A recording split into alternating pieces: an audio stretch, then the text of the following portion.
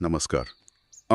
पिछली बार हमने चर्चा की थी कि ईश्वर तो हर जगह है, पर सब लोग उन्हें महसूस क्यों नहीं कर पाते। जी आज इसी सवाल को थोड़ा और समझने की कोशिश करते हैं भगवत गीता की मदद से। बिल्कुल। हमारे पास जो स्रोत हैं वो बताते हैं कि कैसे प्रकृति के जो 3 गुण हैं या फिर माया का पर्दा, ये सब चीजें हमें ईश्वर से या तो दूर ले जाती हैं या पास। हाँ, और गीता में भक्तों के प्रकार भी बताए गए हैं जी हाँ। कि कौन श्रेष्ठ है। जी हाँ, तो ये समझना इंटरेस्टिंग रहेगा कि ये सब कैसे काम करता है। बिल्कुल। देखिए, सबसे पहले तो यही सवाल उठता है कि ये दुनिया हमें भटकाती क्यों है, ईश्वर से दूर क्यों करती है। तो गीता का अध्याय 7 श्लोक 13 कहता है, त्रिभिर गुणमयर भावैर एभिर सर्वम इदम जगत मोहितम नाभिजानाति मामेभ्यः परम अव्ययम। अच्छा, मतलब ये जो 3 गुण है ना, सत्व, रजस और तमस, इनसे बनी चीजों में, भावों में पूरी दुनिया फंसी हुई है, मोहित है। हाँ, और इसी मोह के कारण लोग इन गुणों से परे जो असली सत्ता है, जो अविनाशी परमात्मा है, उसे नहीं जान पाते। अच्छा, तो ये गुण मतलब वो एक तरह का चश्मा है जी साहब। जिनसे हम दुनिया देखते हैं। हाँ, कह सकते हैं। और ये चश्मा हमें असली चीज यानी ईश्वर देखने नहीं देता। हम मतलब प्रकृति की चीजों में ही अटक जाते हैं। बिल्कुल, उसके आकर्षण में फंस जाते हैं। तो फिर इससे बाहर कैसे निकलें? ये तो आसान नहीं लगता होगा। नहीं, आसान बिल्कुल नहीं है। बल्कि अगले ही श्लोक में 7.14 में श्री कृष्ण कहते हैं, दैवी ह्येषा गुणमयी मम माया दुरत्यया। दुरत्यया मतलब जिसे पार करना बहुत कठिन हो। ये जो मेरी त्रिगुणमयी दैवी माया है, इसे पार करना बेहद मुश्किल है। ये कोई मामूली भ्रम नहीं है, ये ईश्वर की ही शक्ति है, उनकी माया। लेकिन आगे वो कहते हैं, मामेव ये प्रपद्यन्ते माया मेताम तरंती थे। अच्छा, यानी जो पूरी तरह मेरी शरण में आ जाते हैं, सिर्फ वही इस माया को पार कर पाते हैं। तो रास्ता समर्पण का है। हाँ, भक्ति का। जी हाँ, बिल्कुल। ये बात बड़ी दिलचस्प है कि माया भी ईश्वर की शक्ति है। हाँ, और उसे पार करने के लिए भी उन्हीं की शरण लेनी है। एग्जैक्टली। तो फिर वो कौन लोग हैं जो इस माया में ही उलझे रहते हैं, जो शरण नहीं लेते? गीता में इसका भी जिक्र है। हाँ, बिल्कुल है। श्लोक 15 में 4 तरह के लोगों के बारे में बताया है जो भगवान की शरण में नहीं आते। कौन है वो? श्लोक है, नमाम दुष्कृतिनो मूढ़ा प्रपद्यन्ते नराधमा मायाया अपरित ज्ञाना आसुरम भावम आश्रिता। अच्छा, तो ये है दुष्कृति यानी बुरे काम करने वाले पापी, मूढ़ यानी अज्ञानी जिन्हें सही गलत की समझ नहीं, ठीक है। नराधम मतलब मनुष्यों में जो नीच कर्म करते हैं, जिनकी चेतना बहुत नीचे है। और चौथे वो जिनका ज्ञान माया ने ढक लिया है और जो आसुरी स्वभाव वाले हैं। आसुरी स्वभाव मतलब अहंकार, मोह, गलत रास्ते पर चलना। जी, यही सब उन्हें ईश्वर से दूर रखता है। ये तो काफी साफ बताया गया है। लेकिन फिर वो कौन लोग हैं जो ईश्वर को याद करते हैं, जो भक्ति करते हैं? हाँ, सिक्के का दूसरा पहलू भी है। अगले ही श्लोक 7.16 में श्री कृष्ण कहते हैं कि 4 तरह के पुण्यात्मा लोग मेरा भजन करते हैं। 4 तरह के? अच्छा।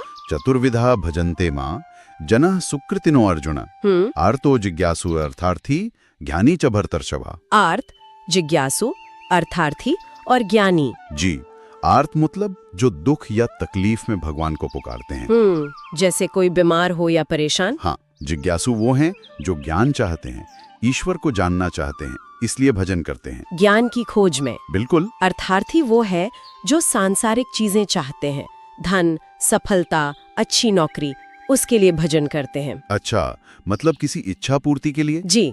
और चौथे हैं ज्ञानी, जो ईश्वर के असली स्वरूप को जानते हैं और बिना किसी मांग के निष्काम भाव से भजन करते हैं। ये चारों ही सुकृति यानी पुण्यात्मा माने गए हैं। वाले। ये सुनकर अच्छा लगा कि अगर कोई दुख में या किसी जरूरत से भी भक्ति शुरू करे तो वो भी सही रास्ते पर है। हाँ, शुरुआत कहीं से भी हो सकती है। पर इन चारों में क्या कोई बेहतर है? गीता किसे सबसे अच्छा मानती है? हाँ, गीता ज्ञानी भक्त को सर्वश्रेष्ठ बताती है। श्लोक 17 में कहा है, तेषाम ज्ञानी नित्ययुक्त एक भक्तिर विशिष्यते। नित्ययुक्त एक भक्ति? हाँ, मतलब ज्ञानी हमेशा मुझसे जुड़ा रहता है और उसकी भक्ति अनन्य होती है, सिर्फ मुझ में। वो श्रेष्ठ है। और आगे कहते हैं, प्रियो ही ज्ञानिनो त्यर्थमहम सच मम प्रियः। मतलब मैं ज्ञानी को बहुत प्रिय हूँ और वो ज्ञानी मुझे बहुत प्रिय है। ऐसा क्यों? ज्ञानी में क्या खास बात है? देखिए, ज्ञानी की भक्ति किसी जरूरत या डर पर टिकी नहीं होती। हाँ, ये बात तो है। वो ईश्वर को तत्व से जानता है। उसका जुड़ाव सिर्फ प्रेम और ज्ञान की वजह से है। वो ईश्वर के सिवा कुछ और चाहता ही नहीं, इसीलिए वो एक भक्ति है। और इसीलिए अगले श्लोक 7.18 में श्री कृष्ण एक बहुत बड़ी बात कहते हैं। वो कहते हैं कि वैसे तो सभी भक्त उदार हैं, अच्छे हैं, पर ज्ञानी तो मेरा ही स्वरूप है, आत्म एवं में मतम। ज्ञानी ईश्वर का ही स्वरूप है। ये तो बहुत गहरा है। जी, वो मुझ में ही स्थित रहता है और परम गति यानी मुझ तक ही पहुंचता है। इसका मतलब तो ये हुआ कि ज्ञान की ऊंचाई पर पहुंचकर भक्त और भगवान का भेद मिट सा जाता है। हाँ, ऐसा कह सकते हैं। पर ऐसा ज्ञान पाना क्या आसान है? नहीं, बिल्कुल नहीं। ये ज्ञान बहुत दुर्लभ है। श्लोक 19 साफ कहता है, बहुनाम जन्मनाम अन्ते ज्ञानवान माम प्रपद्यते। बहुत जन्मों के बाद। हाँ, बहुत से जन्मों के अंत में जाकर कोई ज्ञानवान मेरी शरण में आता है और वो समझता क्या है? वासुदेवः सर्वमिति स महात्मा सुदुर्लभ। वासुदेवः सर्वमिति यानी सब कुछ वासुदेव ही है, सब ईश्वर ही है। बिल्कुल, ये समझना कि सब कुछ ईश्वरी है, ऐसा महात्मा, ऐसा ज्ञानी मिलना बहुत मुश्किल है, सुदुर्लभ है। यानी ये जो परम ज्ञान है, सब कुछ ईश्वर है, ये किसी एक जन्म का फल नहीं, अनेकों जन्मों की साधना लगती है। जी हाँ, अनेकों जन्मों के पुण्य कर्म, भक्ति और साधना का नतीजा है ये ज्ञान। तो अगर हम संक्षेप में देखें तो ये दुनिया और इसके गुण हमें मोह में डाल सकते हैं। हाँ, और ईश्वर से दूर कर सकते हैं, और इस माया से निकलने का रास्ता सिर्फ ईश्वर की शरण है। और कुछ लोग अपने कर्मों, अपने स्वभाव की वजह से शरण में नहीं आ पाते। जी, जैसे दुष्कृति, मूढ़, नराधन और आसुरी स्वभाव वाले। लेकिन 4 तरह के पुण्य लोगों से जुड़ते हैं: आर्त, जिज्ञासु, अर्थार्थी और ज्ञानी। बिल्कुल, और इन सब में ज्ञानी सबसे श्रेष्ठ है, क्योंकि उसकी भक्ति निष्काम है, ज्ञान पर आधारित है, और वो ईश्वर को उतना ही प्रिय है जितने ईश्वर उसे। हाँ, और ये समझना कि सब कुछ ईश्वरी है, ये परम ज्ञान है जो बहुत दुर्लभ है। यहाँ एक बात सोचने वाली है। क्या? कि जो व्यक्ति मान लीजिए दुख में आर्त या किसी इच्छा अर्थार्थी के कारण भक्ति शुरू करता है, हाँ, अगर वो लगा रहे निष्ठा से, हाँ, तो क्या वो भी धीरे धीरे उस परम ज्ञान तक पहुंच सकता है जहां ज्ञानी पहुंचता है? क्या भक्ति का रास्ता आखिर में सबको एक ही जगह ले जा सकता है? ये सचमुच एक गहरा प्रश्न है, विचार करने लायक। शायद भक्ति की यात्रा अपने आप में रूपांतरणकारी हो। हाँ, इस पर सोचना चाहिए। खैर, अगली बार हम देवताओं की पूजा और क्या उसके जरिए भी ईश्वर तक पहुंचा जा सकता है, इस पर बात करेंगे। जरूर। तब तक के लिए प्रेम से भक्ति करते रहें और ज्ञान से जीवन को प्रकाशित करते रहें।